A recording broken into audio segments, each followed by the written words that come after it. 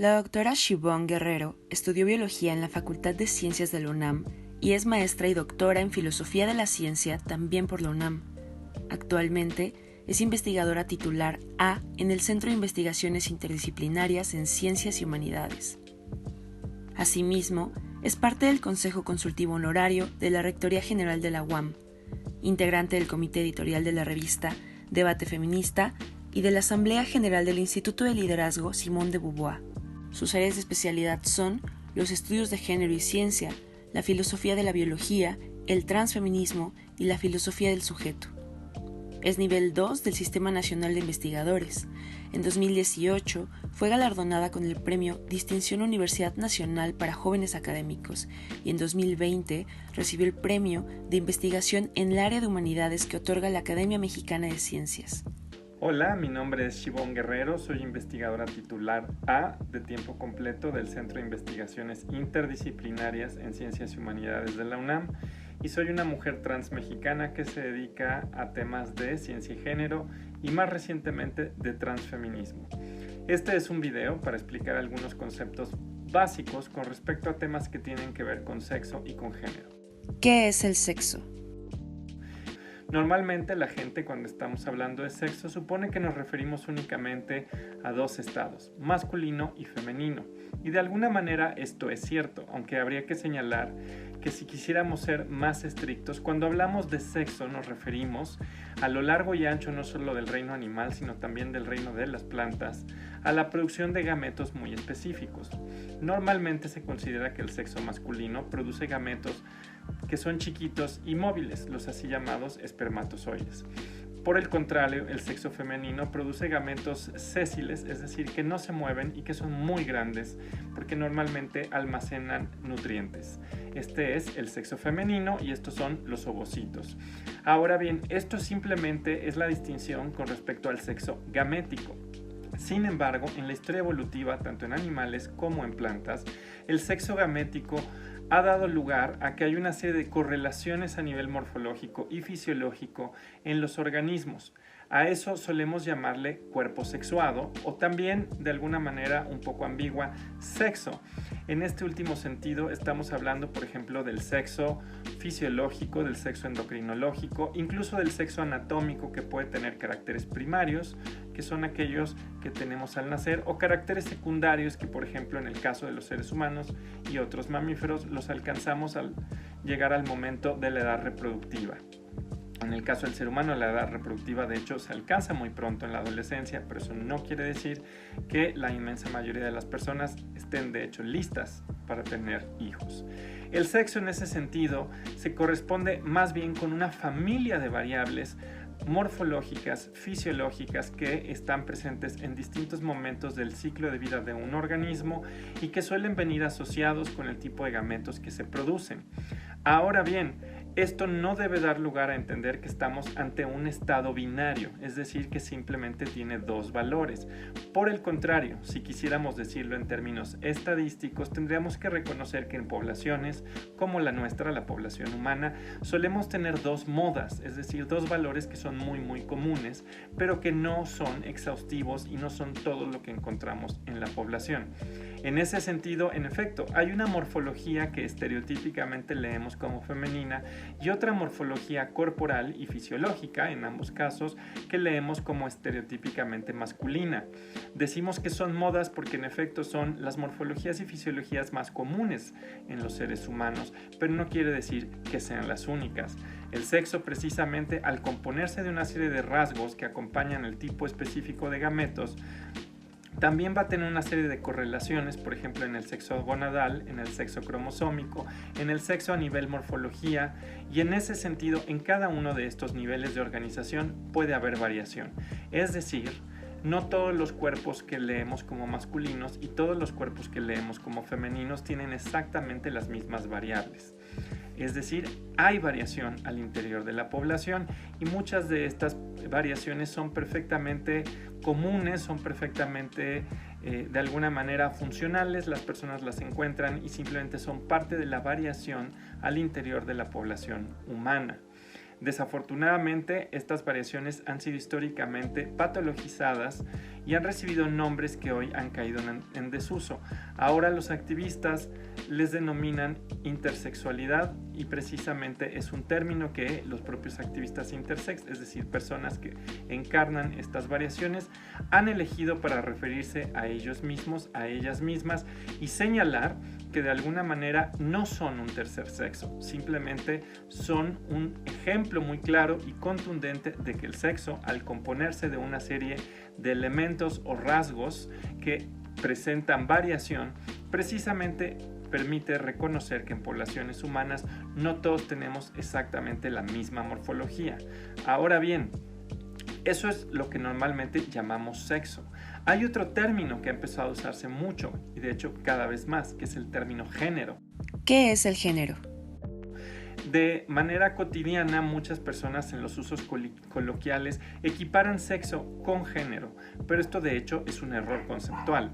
Si bien podemos hablar, por ejemplo, del sexo masculino y del género varón, no necesariamente son sinónimos. El género de hecho se compone de una serie de elementos que habría que mencionar. Por ejemplo, tenemos los famosos roles de género que fueron descritos muy pronto en los estudios feministas, aunque no con ese nombre, y que tenía que ver precisamente con el tipo de alguna manera, de divisiones del trabajo, divisiones de la esfera pública, incluso divisiones de la vida social que se nos asignaban en función del sexo con el que nacíamos.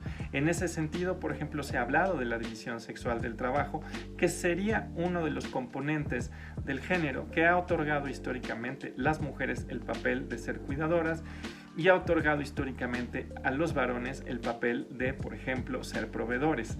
Los roles de género, hay que decirlo, son históricamente una construcción que ha sido limitativa y desafortunada, y una de las cosas que tratamos de construir en nuestras sociedades actuales es precisamente sociedades más incluyentes y respetuosas, en las cuales no tengamos un problema en el que el sexo que se nos asignó al nacer limite nuestras potencialidades a través de la vida. Pero también es muy importante no olvidar que el género no se circunscribe y se agota en los así llamados roles de género.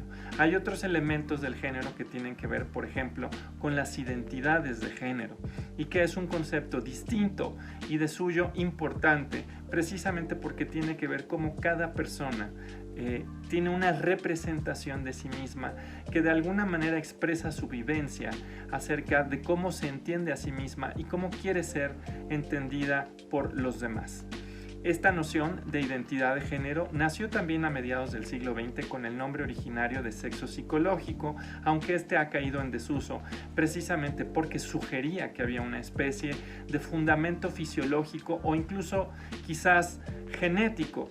Y todas las evidencias de las que disponemos ahora ponen en cuestión que podamos dar una respuesta tan determinista y tan reduccionista acerca de las identidades de género, que muy probablemente se construyen de manera compleja a través de la historia de vida de las personas. Las identidades de género históricamente en sociedades occidentales se correspondían precisamente con identificarnos como hombres o identificarnos como mujeres. Pero en algunos tiempos más recientes, en sociedades occidentales, han empezado a haber nuevas posibilidades de identificación, como las así llamadas identidades no binarias, que son aquellas personas que no se identifican o no lo hacen todo el tiempo como hombres o como mujeres. Las identidades no binarias han estado presentes en otras sociedades a lo largo de la historia, por ejemplo en sociedades en Norteamérica, y de hecho habría que decir que hay sociedades donde incluso hemos tenido un tercer género, como en el caso de México, que es famoso el caso de la población Muxe al sur del estado de Oaxaca. La identidad de género en ese sentido es un concepto adicional y distinto que nada tiene que ver con los roles de género, que tiene que ver con el tipo de imagen corporal que construimos y que básicamente tiene que ver con cómo nos representamos de alguna manera ante nosotros mismos, cómo nos entendemos ante nosotros mismos, y es una experiencia profundamente corporal porque tiene que ver cómo imaginamos y queremos habitar nuestros propios cuerpos. ¿Es lo mismo sexo y género? Sexo y género no son lo mismo, aunque desde luego tienen una profunda relación el uno con el otro. Cuando hablamos de sexo estamos hablando de un conjunto de variables morfológicas, fisiológicas, que se expresan a lo largo del ciclo de vida de las personas y que en ese sentido podríamos definir como un tipo de trayectoria ontogenética que sigue un cuerpo en función del tipo de gametos que en principio podría producir. Como hemos visto, este no es un rasgo binario y hay más de 2 trayectorias posibles, es decir, hay variación. En el caso del género, estamos hablando básicamente de un rasgo que tiene que ver con un elemento humano muy característico de nosotros, y es que tenemos conciencia de nosotros mismos, somos conscientes, tenemos lo que se llama conciencia de sí, y la conciencia de sí acarrea que tenemos representaciones acerca de nosotros, acerca de nosotras mismas, es decir, no solamente existimos en el mundo, sino que existimos teniendo una comprensión, una representación de cómo queremos vivirnos, de quiénes queremos ser. En ese sentido, el género es una experiencia profundamente social y cultural, tanto en lo que tiene que ver con la identidad de género como en aquello que tiene que ver con los roles de género.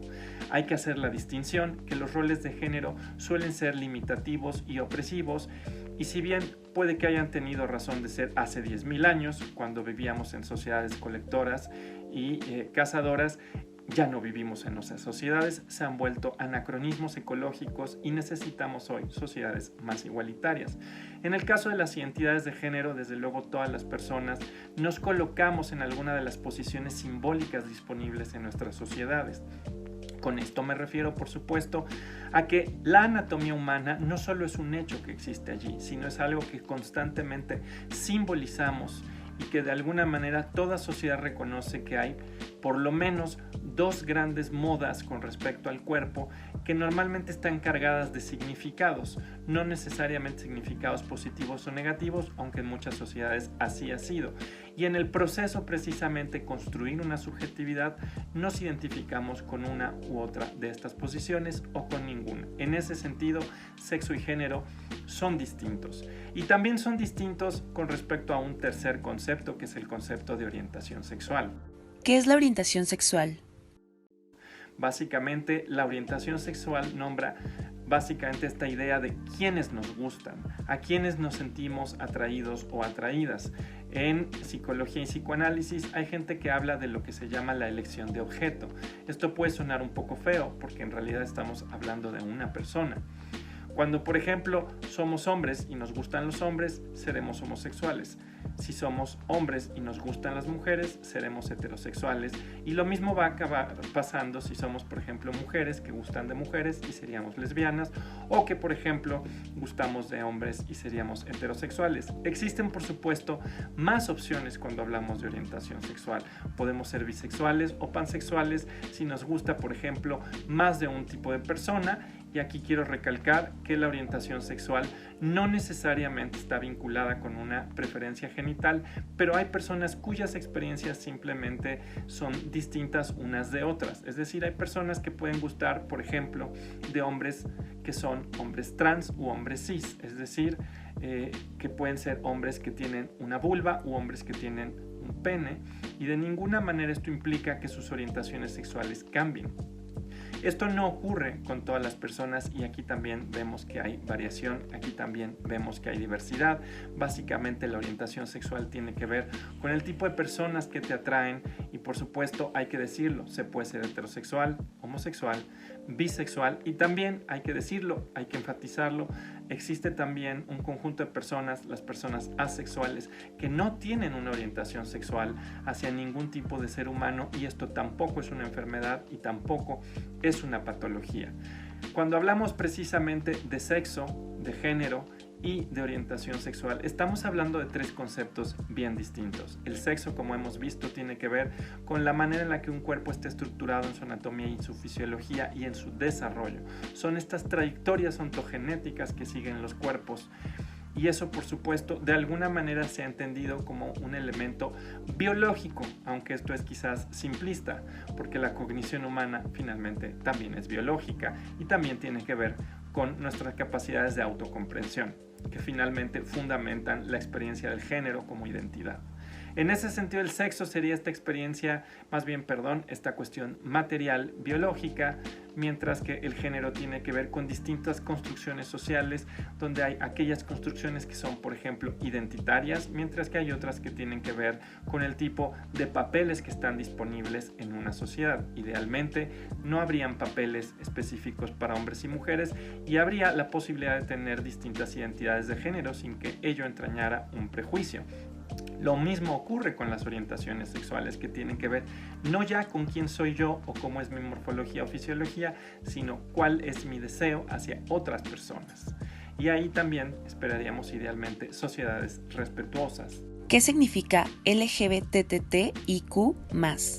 Precisamente a esta diversidad de corporalidades, a esta diversidad de identidad de géneros y a esta diversidad de orientaciones sexuales es a lo que le llamamos diversidades sexogenéricas, y todos, todas, todes conocemos el acrónimo LGBTI+, que nombra precisamente cuestiones de orientación sexual como las que tienen que ver con las mujeres lesbianas, los hombres homosexuales, las personas bisexuales.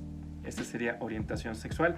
Tiene que ver desde luego también con las personas trans, que históricamente nos hemos dividido en tres grupos, que tiene que ver con personas transexuales, como es mi caso, que se nos asignó un sexo al nacer y nos hemos identificado con un género distinto y hemos llevado a cabo intervenciones de carácter médico, hormonal y quirúrgico para cambiar esta situación. Estas somos las personas transexuales. Hay personas transgénero que comparten esta experiencia de tener una identidad distinta al sexo asignado y que sin embargo no recurren a tecnologías médicas de ningún tipo. Y finalmente están las personas travestis, que simplemente llevan a cabo travestismos por distintas razones. Ahora las denominamos a través del término paraguas trans. También somos parte de la diversidad sexogenérica, somos la T en LGBT, y finalmente están las personas intersex que ya había mencionado. Hablamos por tanto del acrónimo LGBTI+. ¿Por qué le ponemos este más? Porque lo que queremos hacer mención es que existen una serie de configuraciones que quizás no se plasman a través de conceptos occidentales. Por ejemplo, las mushes, las experiencias de las personas dos espíritus en otras partes del mundo. Ese más, de alguna manera, lo que busca hacer es señalar que las experiencias de diversidad sexogenérica no se agotan en las categorías occidentales. ¿Por qué existe esa gran diversidad sexogenérica? Ahora, ¿por qué existe esta diversidad? Mucha gente se pregunta por qué hay una diversidad de orientaciones sexuales, por qué hay una diversidad de identidades de género, por qué hay una variación fundamental sobre el cuerpo. Querría simplemente sobre esto contestar dos cosas. Primero que nada, si bien entiendo la curiosidad intelectual que lleva a hacer esta pregunta, tenemos que tener cuidado de que la demanda de explicación de por qué existe la diversidad no se vuelva ella misma un motor del prejuicio y un motor de exclusión. Lo digo porque desafortunadamente en muchas partes del mundo la demanda de explicación ha fundamentado históricamente una especie de condicionamiento a los derechos humanos de las personas trans, de tal manera que se dice que hasta que no expliquemos por qué existimos y por qué no somos el producto de una enfermedad o un fallo, hasta que eso no ocurra, entonces no se reconocerán nuestros derechos. Esto es una pregunta, por tanto, peligrosa, si bien es una pregunta que entiendo por qué surge. Y en ese sentido tendríamos que ser muy claros, muy claras. La demanda de explicación nunca debe ser un condicionante para el reconocimiento de los derechos humanos de las personas LGBTI+. Ahora, ¿por qué existimos? Esa pregunta intelectualmente sigue siendo válida. Una manera de responderla es que hay una enorme variación en todos los rasgos morfológicos y fisiológicos del ser humano. Y mientras estos rasgos sean rasgos que permiten a las personas vivir, funcionar y operar en una sociedad, entonces no hay ninguna razón para que estos rasgos tuvieran que ser seleccionados en contra. Y lo que sabemos es que las personas LGBTI somos tan competentes como todas las demás en el ámbito, por supuesto, físico, en el ámbito psicológico, en el ámbito moral. Es decir, no hay ninguna razón para suponer que somos personas menos capaces que otras y por tanto no hay ninguna razón empírica que muestre que de alguna manera estamos ante una enfermedad. Somos pues una expresión más de la diversidad que caracteriza a la vida misma de este planeta. ¿A quién le llamamos persona cisgénero? Les he dicho que por supuesto existe esta idea de que hay personas trans que tenemos una experiencia de identidad de género que es distinta al sexo asignado al nacer. Por allí también seguramente han visto que se ha acuñado ahora y se empieza a usar el término cisgénero.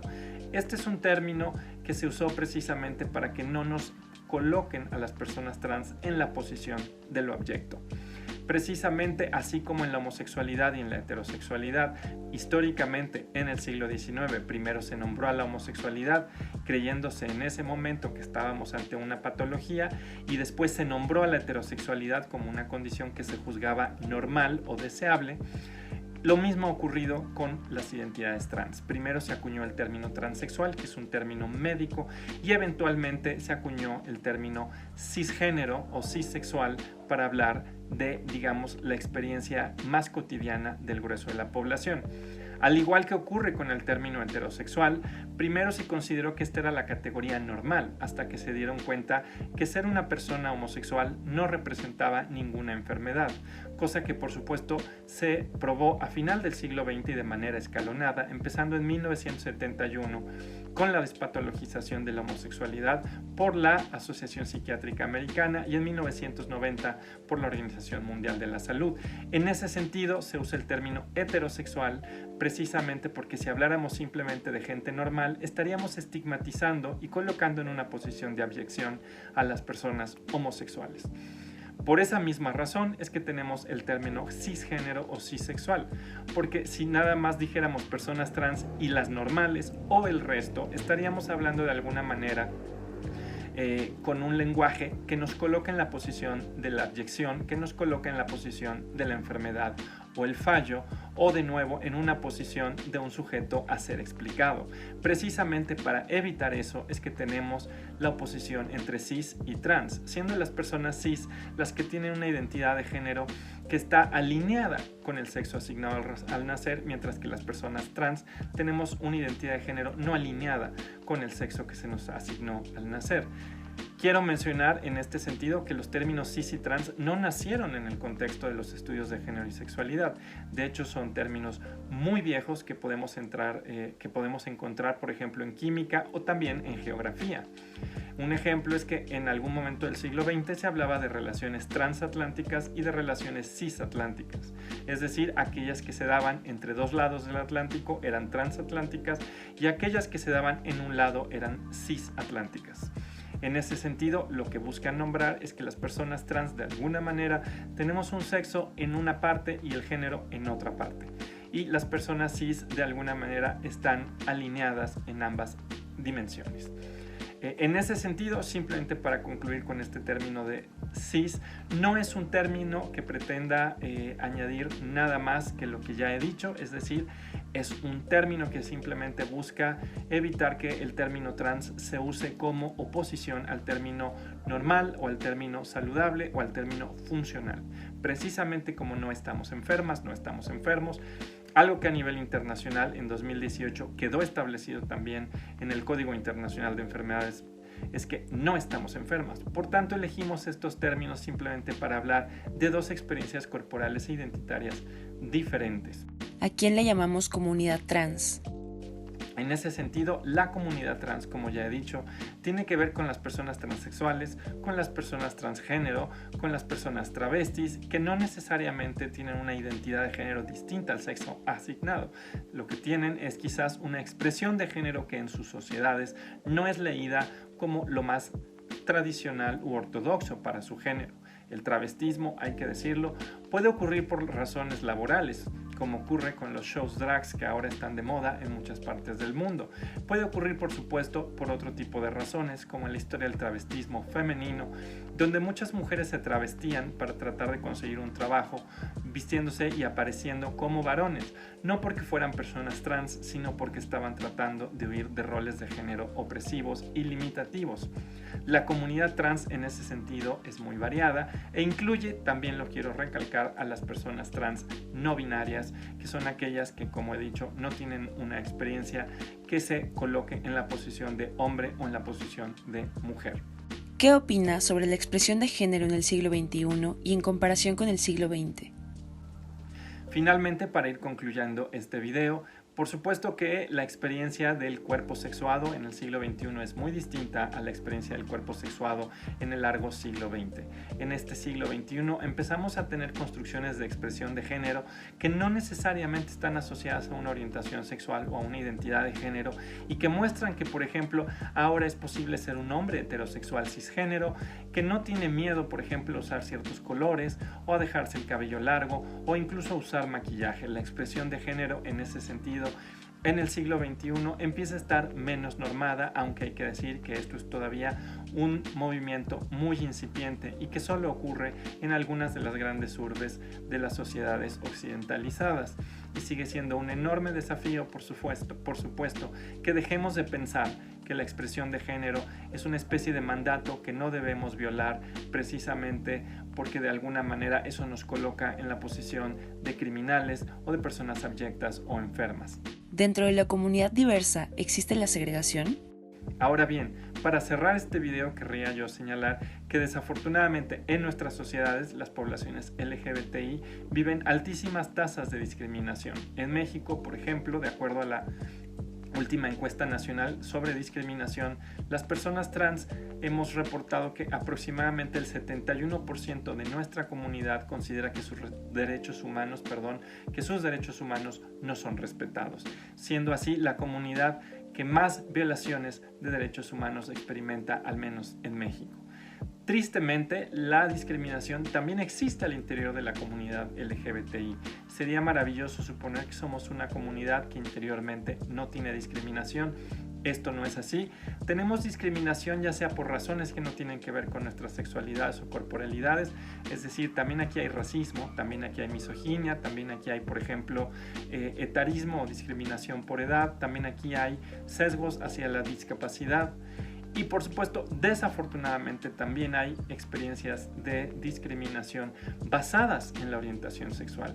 No es infrecuente, por ejemplo, que algunos hombres homosexuales se burlen de otros hombres homosexuales por ser afeminados. Tampoco es infrecuente, por ejemplo, que haya un sector de la comunidad LGBTI que considera que las personas trans de alguna manera sí estamos enfermos. Y lo mismo ocurre con las personas intersex. En ese sentido, no somos una comunidad que esté libre de discriminación interna, pero algo que sí hemos hecho, sobre todo en función de la lucha de los últimos 50 años, es tratar de pelear por nuestros derechos y construir un mundo más justo. Muchas gracias por su atención y su paciencia.